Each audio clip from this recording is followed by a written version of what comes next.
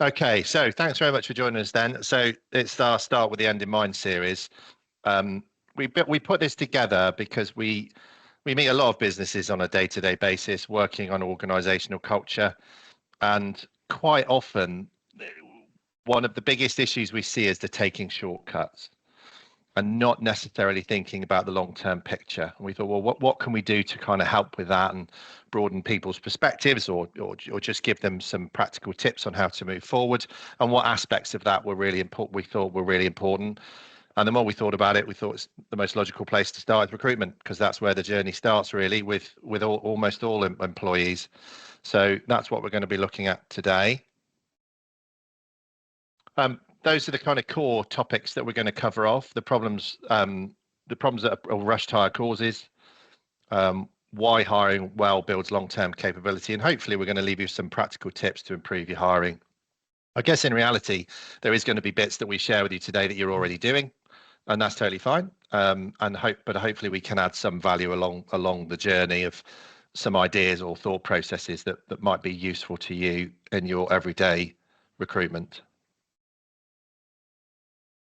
Okay, so I want to do a quick poll. I was going to do it as a poll, but I've been informed by my technical wizard, Alicia, that actually the polling system can sometimes play up with external people coming in externally. So we'll do it slightly differently. I just want to get a sense of how you feel about your current recruitment, how confident you are in the processes that you currently use. So just to keep it simple, if you can give me a thumbs up if you think it's great, a thumbs down if you think it's awful, and a question mark if you're not sure where you're at, and that's to some degree perhaps why you're on the call. Just give me an idea of where you think you are.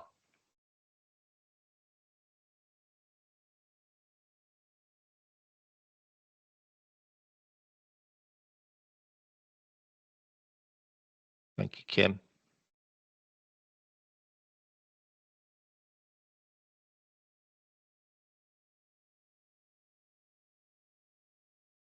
Yeah, okay. That's kind of what we'd expect. A bit of a mixed bag, but it sounds like Luke's got it now. So hopefully we can add something else to an already good process there. Let's. Oh, somebody's let somebody in there. That's me. Okay, cool. Hi, Jane.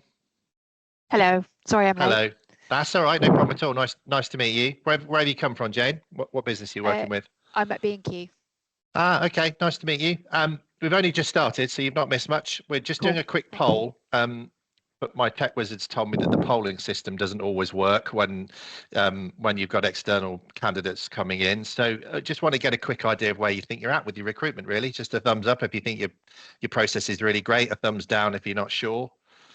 Sorry, a thumbs down if you think it's terrible, and a question mark if you're not sure. So just drop something in the chat and I'll carry on with my slides if that's okay.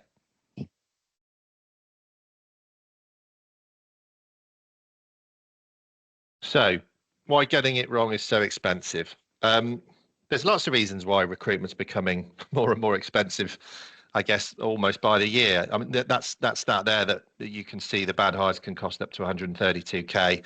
That's a stat that was produced in 2017 based on a mid-management hire. And clearly those costs can vary. They can be significantly worse than that, or they can be a bit less depending on the kind of roles you are facing. But irrespective, getting recruitment wrong can be expensive. You've got the employee rights bill coming in the UK. I know that, Kim, that won't apply to you. You'd be glad to know. But that's going to make getting the recruitment process wrong even more expensive for organisations, particularly if candidates then or hires feel that they've been mistreated. They will have different rights from day one. And so making sure that your process is really fit for purpose and works for both parties, both the organisation that's hiring and the candidate, is really, really important.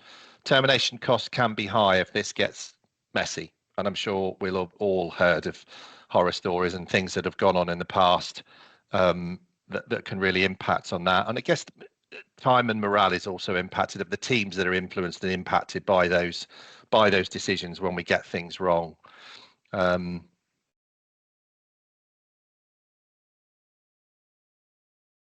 I want to talk really about whether you're hiring for now or for the future. And I think that's when we said at the start of the session, where we see organizations taking shortcuts. Recruitment really is a great example of that. where quite often panic sets in because the reality of needing somebody to fulfill a role and get on with the tasks that are associated with that role can lead to short-term decision making. When actually, if you're interested in building a high performance culture, what you really want to be focused on is long-term fit, whether they're going to be able to deliver the right performance in the long term, whether they've got the right cultural fit, and whether they've got both the capability to fulfill the role now, but the potential to fulfill that role's expectations in the future, or maybe another role within the organization. And really, in an ideal world, you would define success by broadening that horizon out to 12 to 18 months rather than what they might do for you in that first 3 to 6 months, really. If anybody knows what Project Aristotle is or which company it associates to, then drop it in the chat and there's a prize. I'll get some chocolates out or something if anybody knows where it is. But Project Aristotle was a high performance project that was done by a major tech organization in the UK a few years back, really looking at how to build high performing teams, and they evaluated 180 different teams across their organization to try and establish what made one team truly successful and really high performance and another one not work. They believed before they did the exercise that it was all going to be around technical capability, but actually what they uncovered through a fairly deep process, which I think lasted about 2 years, that it actually revolved around the 5 key areas that I've popped onto the screen there: psychological safety, dependability, structure and clarity, meaning of work, and the impact of the work that those individuals were doing. The organization concerned is Google, and I think we probably all agree that they've gone on to do some fairly amazing stuff and are pretty involved in our everyday lives. That work that they did there really impacted their recruitment process too, because in reality, most tech organizations, when they start out, tend to focus on technical aspects. They're looking for the best quality developers, potentially with the best educations or mathematic capabilities, and they'll use a variety of tests or quizzes and challenges to try and unlock that potential. And what they realized was that they ended up with a bunch of people that were technically brilliant but didn't know how to play well on a team. And so they had to start to look at other things and prioritize other things in their recruitment process to make sure that it became more successful. And unsurprisingly, things like empathy, trust, and emotional intelligence started to play a big part in their recruitment process and the structures they built to try and establish whether people had those natural skills in order to be part of a truly high-performing team. If you're really interested, that Project Aristotle stuff is really interesting. There's quite a lot of information out on the internet about it. It's worth digging into if you've got plans to try and develop your recruitment, but more specifically, I guess, your culture and your organization. Alignment is key. I'm going to tell a story. Apologies, Kim, because Kim will have heard this story. Just so everybody's clear, me and Joe work with Kim an organization called Trade Nation, which is a fintech in London. I went there to deliver a workshop once and stayed for 4 years. We had quite a lot of fun there, and that's why Kim's on the call, because we got to know Kim really well. Alignment's really, really important, and Trade Nation would be a great example of this for me. They had quite a reserved owner who didn't really involve himself or interfere with the day-to-day of the business very much at all. But when we decided to start to scale and grow the business, he did kind of rear his head up and say, I want to have an influence over recruitment. And I want us to really focus on the quality of people that we hire. I want to find the best possible people, but I want to look for people with a level of intellect that can help us with some of the complex problems that our sector provides to us. And that was really, really helpful and quite transformative. And initially, being a culture expert, I was a little bit not apprehensive, but uncertain that his approach was going to be the most successful. And so we took away his desire to build an intellect and then wrapped that with other things that we knew that would be needed to be really successful, such as the ability to be a great team player, and some of the other stuff that we'll talk about in the next few slides. And it really did. And I think if we get a minute later, maybe Kim will say it did shape and transform the culture of the organisation and the quality of the recruitment that we were able to deliver for Trade Nation. And that's really helped them grow and prosper. It is really important that you get that alignment from the top down. which I've put there. So misalignment will really derail the recruitment process and erode the standards you get. And it's really important that the SLT, the CEO, or the owner, whichever's relevant to your organization, really buys into that strategy and really helps the organization cascade that through to make sure that that commitment to a particular focus really sits alongside your process and structure. And it ultimately will help to speed up your decision making process and improve the quality of your hiring. Now you might be sat there saying, well, actually intellect isn't our priority in our organization, and that's totally fine. I guess the point I'm trying to make is that you do need to have some form of priority, and I've given some examples there of different things that you might consider as being a potential priority for an organization, all the way from cognitive ability and that the ability to solve complex problems, right through to social impact potential. So you might say, for example, that you want to have a positive impact on underprivileged aspects of society and help people within those environments get opportunities that they wouldn't normally get. And so you could potentially build processes and use tools to identify talents that maybe their CVs or their education histories don't necessarily show up. And there's some really good case studies out there of some work being done in the law sector around that, with a particular recruitment firm that worked in that way and was able to identify some incredible talents from some fairly underprivileged parts of London, who previously would never have got jobs in Magic Circle law firms and now are earning seven-figure salaries. So it can be done. If that's your purpose and that's the priority for you as an organization, then you should follow that. The key is you need a priority. You need to be clear why what your key priority in recruitment is and how it serves your business and helps you get towards that high performing environment that you're trying to create. So let's start talking a little bit then about some of the problems that traditionally people face in recruitment. And one of the biggest issues is gut instinct. We all carry a bit of bias. We all, some are more aware of it than others. I'm terrible at this, and that's why structures really help me. My biases will get in the way without me realizing it. Similarity does equal comfort, but it doesn't equal performance always. It's not to say that it can't, but if you feel that you are connecting to somebody because they are similar to you or similar to somebody you enjoy working with, then you need to do other double checks to make sure that that likability isn't shrouding your judgment away from the true reality of what you actually need in order to be suitable and successful in that role. We'll talk a bit more about what you can do to try and eliminate some of that, but I just wanted to highlight that really gut instinct, it is a huge problem in recruitment processes. When I was at Trade Nation and other organizations, I've probably hired in excess of 150 people over the last 2 or 3 years. And I tend to sit alongside line managers rather than run those processes, and gut instinct always plays a big factor and is always part of the coaching debrief afterwards when we realize that that's seeped into the process unintentionally.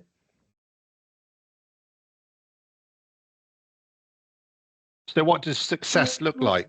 Ambiguous job adverts equal confused interviews. I could probably give you a live example of that within the last few weeks. I've been helping a food retailer in Bristol hire a head of commercial. It was a new role for them. They were amalgamating their marketing and buying team, and the job description for the advert was pulled together in quite a rushed way because we'd had a couple of exits. And when the interviewee arrived, they had 1,000,001 questions that we had not considered. Now, that was really helpful because it's a great organization. They were pretty open to say, actually, you're raising some great questions. I'm going to show a bit of vulnerability and just admit we've not quite got this right. And what that led to was a really collaborative conversation that led to that person actually getting the role. It doesn't always work like that. And so having a really clear job advert that everybody's aligned on and that all the stakeholders involved in that process agree on is really, really important, both for you, but for the candidate too. They need to understand what they're getting involved in. I'll probably mention this later, but we're on, all of you on the call are experienced in recruiting people for your teams. It's important that we get that right for our business. It's a big decision. It's an even bigger decision from the candidate side. They might be in a great job. They might be well considered. They're just looking for a fresh opportunity. They are literally placing their livelihoods in your hands. And so making sure that we're clear with them from day one is absolutely crucial. You need to define your outcomes before behaviors. What do I mean by that? So your outcomes are what you expect to get from that person within that role, kind of from on a technical level within that first 12 to 18 months. What is it you actually want them to do? And then alongside that, once you're clear they fit that bill, you can then do the behavioral check to make sure that the behaviors they exhibit fit culturally within the organization, fit culturally with the team they're going to work with, and fit the role that they've applied for. So you need to do the outcomes piece first and then look for the behaviors after. CVs don't always tell the full story. I was reading something a couple of nights ago and somebody said the CV is the story that the candidate wants you to hear. It's their version of their history. And I think that's really relevant. They're not going to tell you anything particularly unhelpful on there that's going to turn you off them as a candidate. It's a good indicator. It's a good conversation tool, but it is their version of what the life they've been through. And it's very past focused as opposed to future focused. You want to build a structured process that you can use, because unstructured leads to inconsistency and bias, and better decisions. Getting the best possible recruits for your business needs better processes and methods to do that. And so a structured approach will undoubtedly help you with that. CV can be a good way to get some indications of somebody's potential, but leaning into that too much, in my experience, doesn't always help you with long-term potential. It might help you understand whether somebody can do a role today, but whether they're a great cultural fit and whether they've got the agility to really fulfill their potential and what you might want from them in the long term, I don't think a CV is ever going to tell you that. So that kind of then moves into, what does starting with the end in mind look like? Well, you want to define what success might look like in 12 to 18 months time, rather than being focused on the here and now. And you define outcomes before defining, you want to define those outcomes before you define the tasks that are associated with hiring that particular individual, and then align the hiring process to those long-term goals. So it's very easy to align a hiring process towards short-term, can somebody do a role, but thinking longer term about what you might need an individual technically to have, what behaviors they might exhibit, and what things might interest them, will really influence how you shape a hiring process to achieve longer term goals versus shorter term ones. And you want to hire for values, not just for skills. Technical skills can be trained. I think it's important to distinguish between the difference between cognitive ability and intellect and technical skills. I think it's important in lots of roles to make sure that the intellect level and the cognitive ability matches what the role requires. But in essence, somebody can be perfectly fitted from a cognitive ability, but might not understand a particular aspect technically of what you're requiring of them. And they can be trained on that very easily if they've got the cognitive ability to fulfill the role. What you can't necessarily change is whether they align to your behaviors and to your values. And if they don't, that will cause significant friction, both for you potentially as a recruiter, as a line manager, or even as a team player. If somebody's brought into the organization that just doesn't line up with the way the organization works, it can cause considerable problems. And you want to be looking for culture add, not culture clone.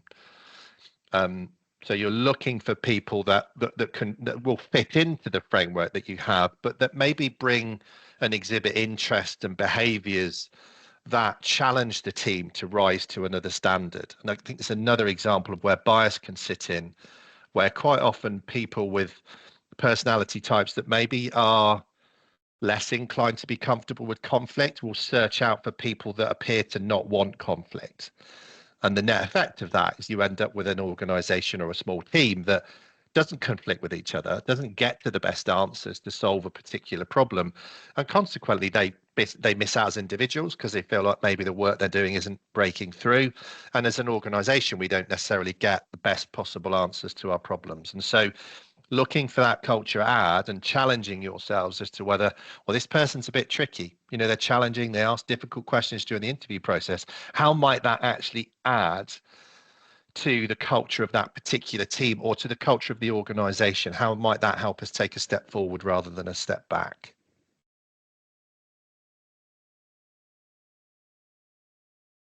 You want to build a fairly clear recruitment journey. I'm sure you're all experiencing this, and I'm probably teaching you to suck eggs, but in reality, you have got to look at those different aspects of that journey, right through from attraction through to selection and onboarding. You need to clarify who does what and when, so that it appears to be and is a very joined up process for a candidate and then a subsequent employee. I think it's important that as recruiters, we set our expectations from the outset. I'm going to take you through a few more slides showing you lots of other ways to really assess candidates. And you will almost certainly come to the conclusion that you couldn't do all of this in one, maybe even two interview stages with candidates at more senior levels. And you might need multiple stages.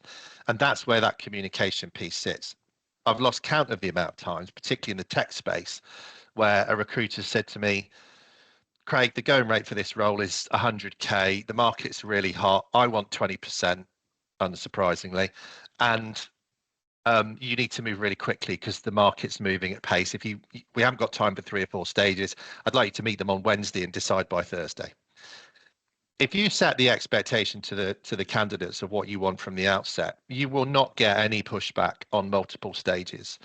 And my go-to is always to tell people that that extended process is partly for the organization's benefit, but actually is just as much about the candidate, because as I said earlier, whilst it's a big important for the organization, it's even more important for the colleague involved because they are taking a fairly life-changing decision. They're changing who's paying their wages and subsequently potentially paying their mortgage or their rent. And so when you sell into them the benefits of that process, be it 3 or 4 stages, it sits much better, and it will help them make a much more informed decision. It's particularly useful when you're courting an individual who you know's got a skill set that you want, but he's in an organization that they're really embedded into. And we did have an example at Kim's former company. We were trying to attract somebody in the tech space who worked at a company called Kraken Technologies, which is Octopus Energy, and they've got a lovely, great organization, great values and culture. And he was interested in a new opportunity, but struggling to make that step to leave.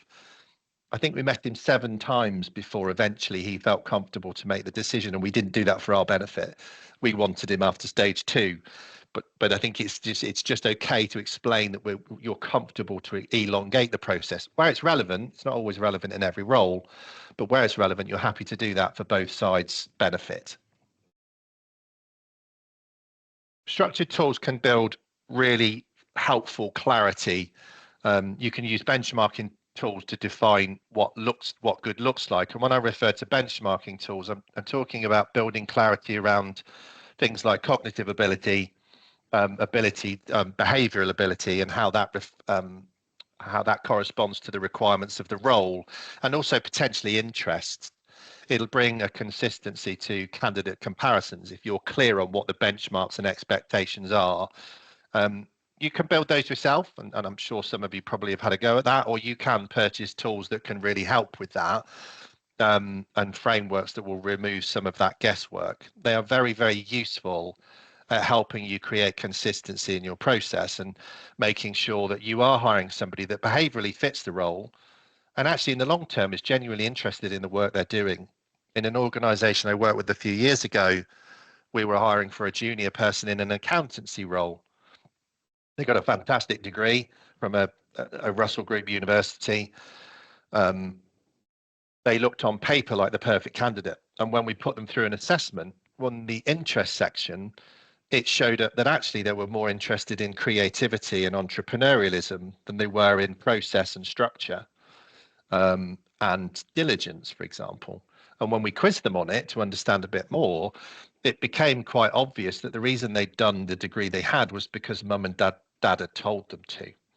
And so they'd ended up in an environment that didn't really suit what they wanted to do. Now that wouldn't have stopped that candidate being successful in the short term, but in the long term, that candidate's going to end up doing work that they actually don't enjoy and like. And that's as beneficial information to them as it is to you as a recruiter, because you're helping set them up for long-term success, because there were other arenas within that organization their skills would have been relevant to and their degree would have been relevant to, but that their interests would be more aligned with, and the particular role they applied for they didn't get.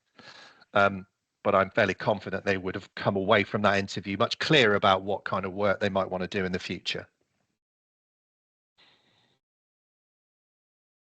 So those behavioural tools can really support self-reflection, and I talked about those areas there: thinking styles, behavioural traits, and interests. And it really helps reveal how candidates process feedback. That's what you're looking for, is to help you understand what you expect from the role, and then to have a two-way conversation about what that feedback's telling you.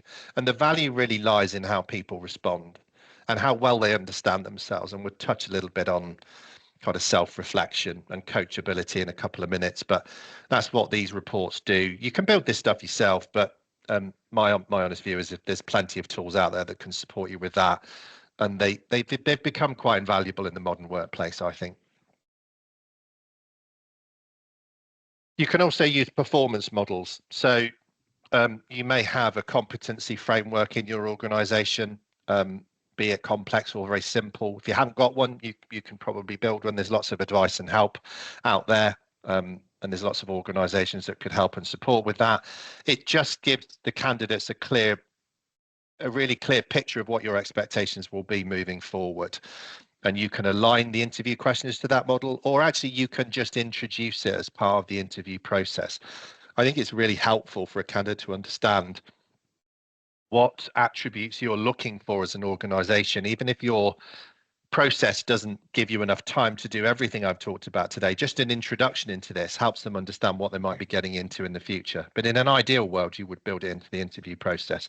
I recognize that when you're recruiting at ground level, maybe in a retail environment, that might not be practical, but in the further up the kind of the hierarchy you go, the more important these tools become. You have to be a bit more reactive in certain environments, and you could use that process beyond hiring. You're introducing it early on, but then it becomes part of their onboarding journey and part of their longer term development. So it can be really useful, and it provides a real element of consistency. Structure definitely improves decision making. You should ask consistent questions, but the question after the question is the one that I think is really important. I see lots of interviews where the line manager is really focused on following the structure pattern of an interview, but isn't actually listening to the answers that are being given. And the real power is in what you ask next, not the first question you ask. That's where you really start to unlock and truly understand the candidate. So whilst I'm a big advocate of consistency and a structure really helps, it only really helps if you've got great listening skills and you work on that ability to understand what's the next intuitively helpful question that helps you understand that candidate even further as part of that process. Scoring the answers will help you. It'll help you work out, how people are doing and who's kind of closer to your expectations, and it will reduce a bit of that subjectivity that can slip in without that. If you're going to start with the end in mind as your process for recruitment, you do need to hire the person they're becoming, not the person they are. Experience is definitely not always a predictor of success, and I think, if I'm honest, my experiences with Kim's organisation, Trade Nation's a great example of that. Largely, their former recruitment process was focused on experience levels and not on people's potential. And that did bring some great success and some fantastic people into the organization, but conversely, it also meant that we got some people that didn't quite hit the mark. You're looking for people with potential, and it's that kind of curiosity combined with resilience that will really give you that. They need to be curious about the work they're doing, about the organization, about life in general, and you'll pick that up in an interview. And then they need to have the resilience to dig into those challenges and those problems in a way that helps you solve problems. If they've got the intellect, they've got the behaviors you're looking for, if they've got curiosity and resilience, it means that they're hugely malleable in terms of potential. They can be working with you in one section today, but potentially could be fulfilling a very different role in a different part of the organization, or a much more senior role later down the line. And look for that agility. I think that's the big key for me, is looking for learning agility, the ability to be prepared to be an expert in one particular subject, but be completely open to transferring the other skills they have into different areas of learning. If you can get people with that capability, it's really, really helpful. Coachability and self-awareness. These, I think singularly, this is one of the most useful aspects and the most important characteristics that you want to identify in a candidate. So when we use behavioral tools as an example, we might have a behavior where we're saying somebody is fast paced versus slow paced. We wouldn't use those words because they generally get kind of negative connotations, but we're saying somebody is very steady or very pacey. I know where they are because they've done an assessment. Their response to that answer gives me a real great understanding of their level of self-awareness. If they think they're full of pace and the assessment's telling me they're not, it's almost certainly not because the assessment's wrong, it's because their self-awareness is low.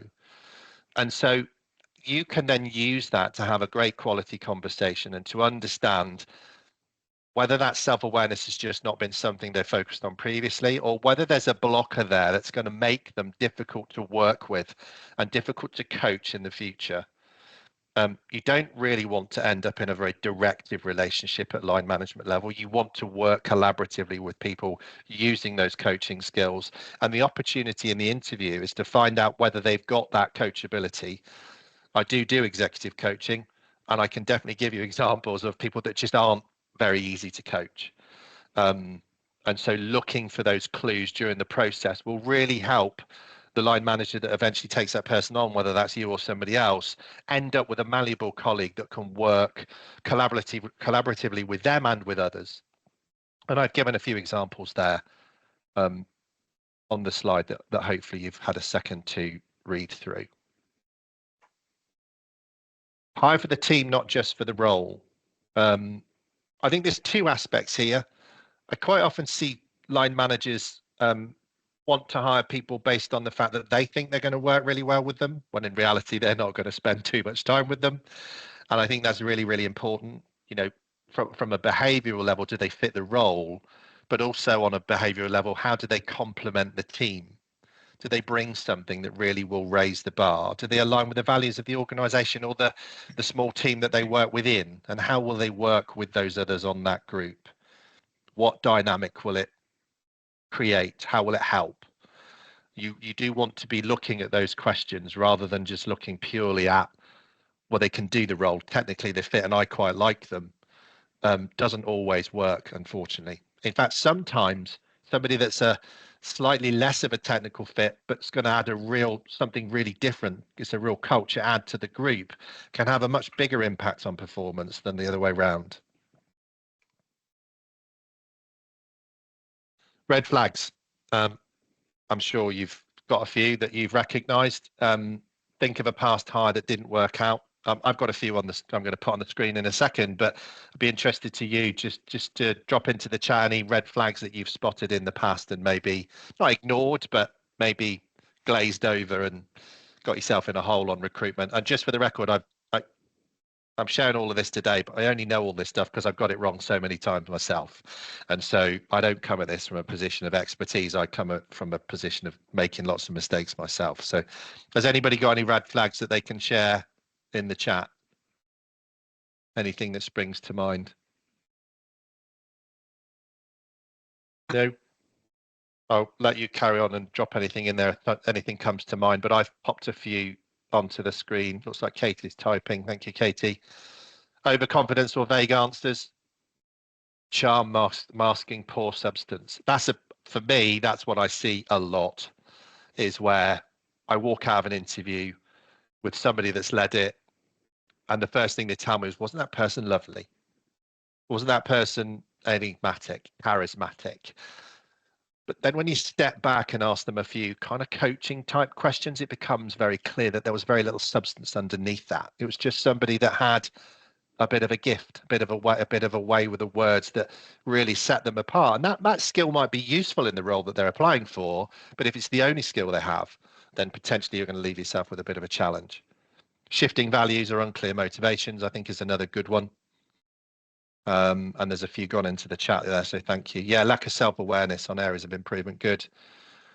Training delivery role candidate said she wasn't keen on delivery, but would say, yeah, okay, wasn't hiring the manager. So yeah, there's some good stuff in there. Not really answering the question. It's common, isn't it? Circumventing, kind of going round it without directly answering the question.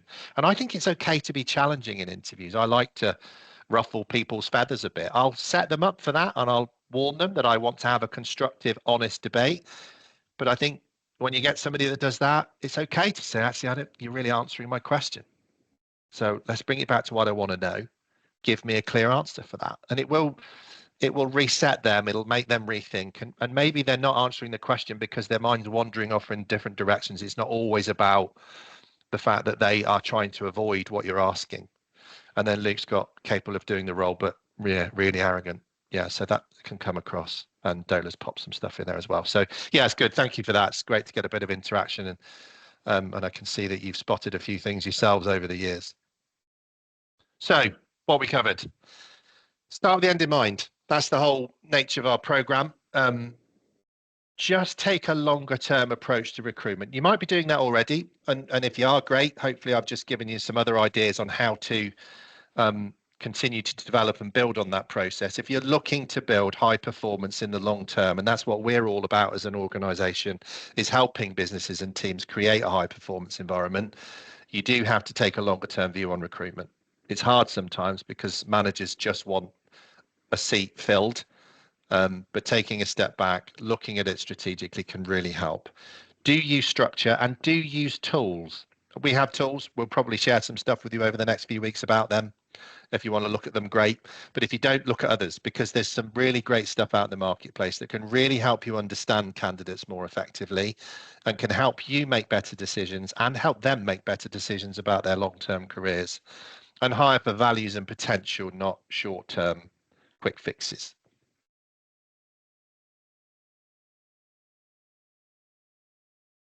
Hopefully, I've given you food for thought. So what's maybe the one thing that's come out of the session today, and I recognise it's been at fairly quick speed because it's quite a short session, what's the one thing that you do differently based on what we've gone through today? Any thoughts?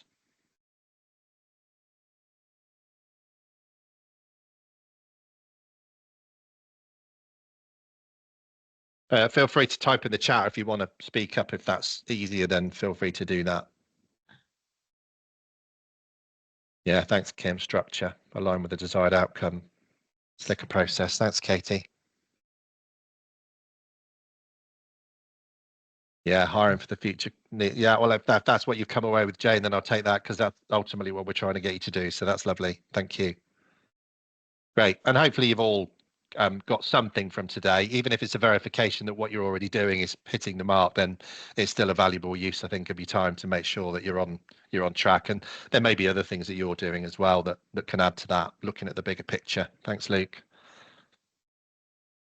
After the webinar, the lovely Alicia, who's on the call, will be sharing a bit more with you in terms of takeaways and help that we want to provide you with as part of the webinar series. There's a couple of guides there.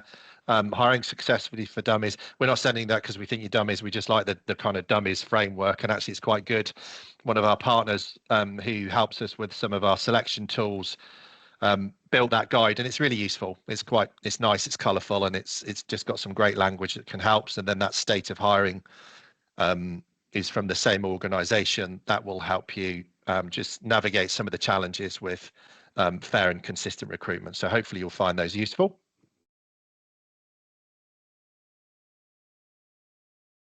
But ultimately, if you feel that you are a bit stuck with your recruitment process or could do with a bit more help, even if it's on an informal basis, then just reach out to one of me or Joe. Joe's on the call this morning as well, my business partner and my wife, just for clarity. Either of us would be really happy to take a 30-minute call and just talk informally about recruitment, what you're enjoying about it, what you're finding difficult, and use our expertise and experience, I guess, more than anything, not expertise, to maybe unlock some opportunities and help you with that process. If you've got it nailed, absolutely great. But if you feel that we can add any value, we're not trying to sell you anything. Genuinely, 30 minutes and a cup of tea, we'd love to share some time with you and get to know the challenges that you're facing on a day-to-day basis more deeply, because it helps us understand recruitment better, and it does help us either help you or help others in the future. What's next? I think most of you have signed up for either the whole program or certain aspects, but the next one is on smarter, stronger relationships and smarter results. That's all about communication in the workplace, and Joe will be delivering that one, and that's on the 19th of June. And you should find that one really useful and really helpful. And then I'll be running a session on Group to Great, which is all about teamwork, on the 2nd of July. That's probably my biggest passion, if I'm honest, is how to create high performing teams and teamwork. And there'll be a bit of a focus on teams in general, but also on senior leadership teams within that for anybody that works in larger organizations. So yeah, you should find both of those sessions quite useful. There's my snazzy slide to say thanks for watching. I'm going to stop sharing and just ask you to let me know if that session's been useful, just any feedback or any questions you have before we try and wrap up on time. I can't stop sharing. There it is. Good. I think it's Oh, no, go for it. Yeah, I just wanted to say thanks, Craig. That was really informative. Lots of information there for to go over and try to process. I'm looking forward to maybe having more of a look at our recruitment process. I feel that we definitely have some areas that could do with improvement, and ultimately we want what's best for the business and for staff, and I think that beginning at recruitment is a great place to start. Yeah, 100%. Yeah, I couldn't agree more. No, Dola, no worries about arriving a bit later. No problem at all. We will be, so it has been recorded, or Alessia will make sure you will get the recording, just in case there's anybody else in the organisation you feel you want to share it with. Cool. I think that's it. No other questions unless there's anything else in the chat. If anybody wants to stay on and talk to us at the end, we'll stick around for a couple of minutes. That's the end of our call. Just one more request from you, just a little clap, because it's Joe's birthday today and she's so committed to the organisation that she decided to come on her birthday. So just maybe just a little thumbs up or a clap or something, and happy birthday to my wife, who hopefully will spend the rest of the day doing something just as enjoyable as this. And I just wanted to say, well, thank you very much, everybody, for coming. But just to be really clear, and I'm sure you've got it, we're not recruitment experts. We focus on recruitment processes because we're passionate about culture. So I just wanted people to kind of make sure that we're not saying like, this is how you recruit, this is what you do. We're saying get it right and use these tools or use these processes to get it right, because the end result is so much more painful if the culture's not right. So start with the end in mind really is for us as well, that we want to help organizations get that part right, but we are not recruiters. Yeah, we won't be pitching recruitment services job to you. We've done loads between soon. us. We've done loads between us, but we're not recruiters. No, definitely not. I'm conscious of time because I know everybody gets. He's gone. He's gone. Oh, he's back. And you're on mute. It's muted. Can we cut that out of the recording? No. Thank you. Thanks very much for your time. I've really enjoyed it. I know I've spoken a lot, but hopefully you've got lots from it. If you've got any questions or queries, please feel free to reach out, and hopefully we will see you at the next session.